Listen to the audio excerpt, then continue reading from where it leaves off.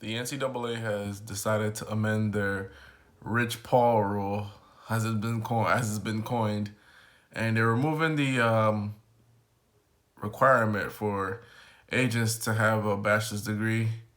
They are stating that simply you have to be in good standing with the NBPA, National Basketball Players Association, in order to uh, serve as an agent for those kids in high school. In college. Pardon me. There are a couple points here that kind of interest me and kind of disturb me in a sense.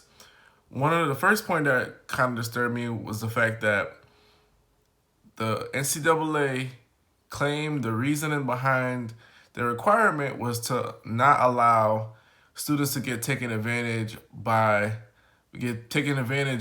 people who are shisty agents and things of that nature.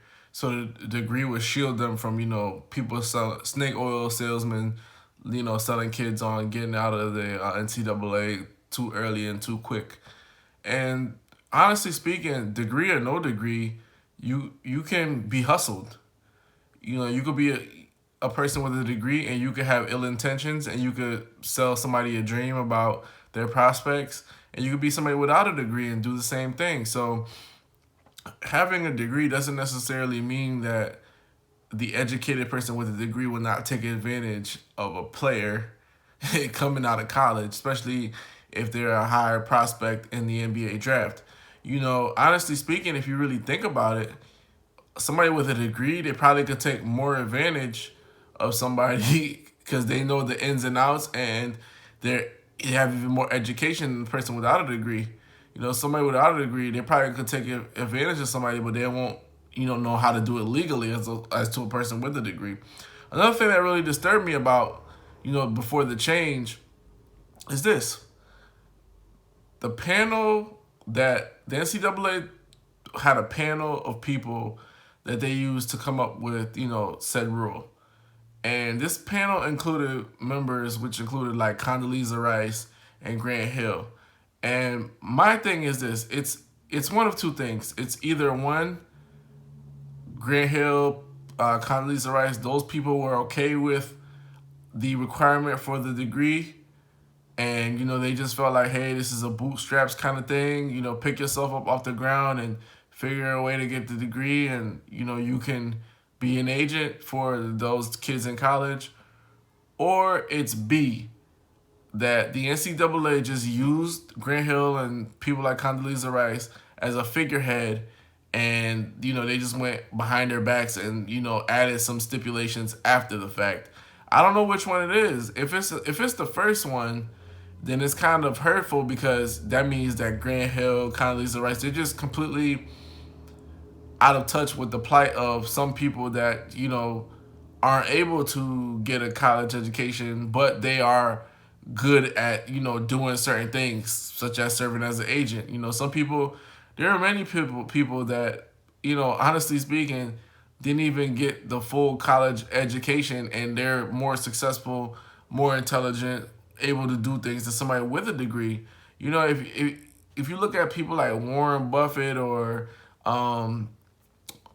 Bill Gates, they didn't get their degrees till much later in life. Honestly speaking, even though they were in college and stuff of that nature, but they self-educated themselves to get to the point where they're at. So that being said, it's kind of disturbing if the first part of it is, hey, we saw it, we thought it was nothing wrong with it, because that means you're out of touch with disenfranchisement and stuff like that. Grant, his dad being a NFL player, kind of leads to growing up the way she did.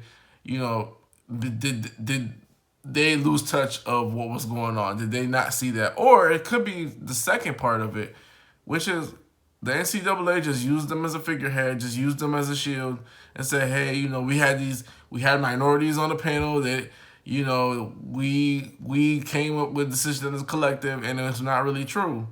So that's something else to be, to really watch out about.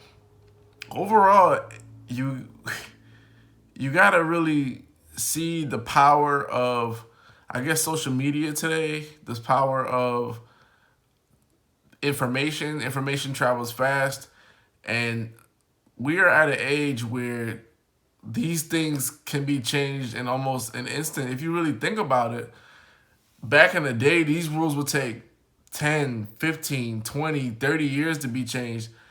They came up with the rule in less than 2 weeks.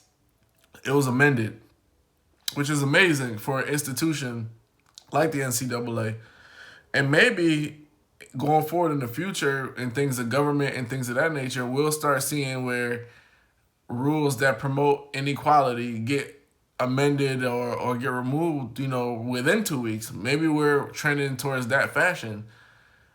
Overall, you have to be happy with the fact that the rule was repealed or amended, however you want to take it. But the NCAA still holds responsibility in pushing out something that it has undertones of racism.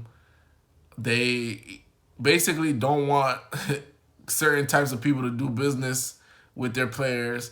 And they also need to really just be honest and say, hey, you know what?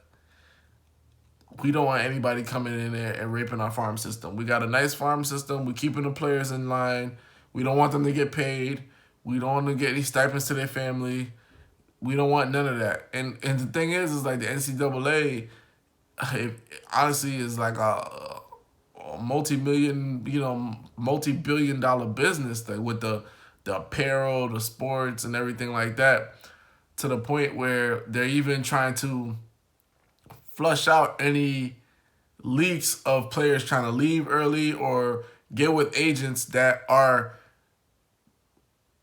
opening their eyes to the possibility of something else other than staying in an institution that's raping you for royalties that you'll never even see. Granted, they do provide you with education and everything of that nature, but they're making money on you hand over fist. And the NCAA does not like the fact of people like Rich Paul, they're denying people like Rich Paul access, trying to deny people like Rich Paul access, coming in there and saying, hey, man, you don't have to stay here. You could go overseas. You could play in the NBA. You can play in a Venezuelan league, or, you could play in a South American league, because you can't allow these people to continue to use you. You got to be able to use them. And if you look at all the NCAA athletes, overall, they're producing because people are watching, people are going to the games, people are investing, students are applying to schools because of a basketball player that goes to school or a football player that goes to school. So when you have an agent opening players' eyes, the NCAA doesn't like it. And they really, I know they'll never come out and say it, but at the end of the day, they really need to own some of, their stuff and just let everybody know, yes, we are a business, but we do provide this, that, and third. If it's not enough, then we might try to revisit our our compensation package for the players. And the thing is, people are like, should they get paid or whatever the case is? I don't know if they should get paid like a pro, but what is $1,000 here, $2,000 here, or $1,000 a week for certain players? Not everybody's on a scholarship. Out of all the students that go to the school, there's like hundreds of thousands of students that go to some certain colleges. You might have 100 that are on scholarship, or 200-300 are on scholarship. That's $300,000 a month. That's probably what they spend on. If they give each player $1,000 a month or $2,000 a month, that's probably what they spend on paper or something for 3 months or whatever the case is. If you guys are aware, when your schools, have printer paper and stuff like that. So it's a business. NCAA is a business, so you have to acknowledge your business portion of it. You can't say, well, these students get XYZ free bagels and a free education. What about the business portion?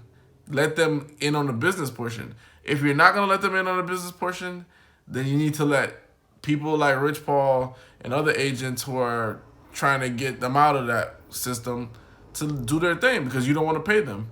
If the NCAA was, I think if they were willing to pay players or give them some kind of stipend or royalties on their likeness, players would stay in the NCAA way longer. for sure, for certain. But it's good to see that this rule has been amended. I don't think this is the last of rules like this or anything going forward. I think the NCAA is firmly trying to keep their grasp on their players, and they're going to come up with something else. And that portion, like I said, is kind of haunting me. If you have a committee of people like Grant Hill, Condoleezza Rice, are you really using them for the right reasons, or are they just like figureheads? Are they just people? You just show them. You give them hug like how Donald Trump does. He give people hugs. Kanye West a hug, but he's not really using anything Kanye West is saying for the betterment of people. Hoops Junction, where Hoops meets Hoopla. Like, comment, subscribe.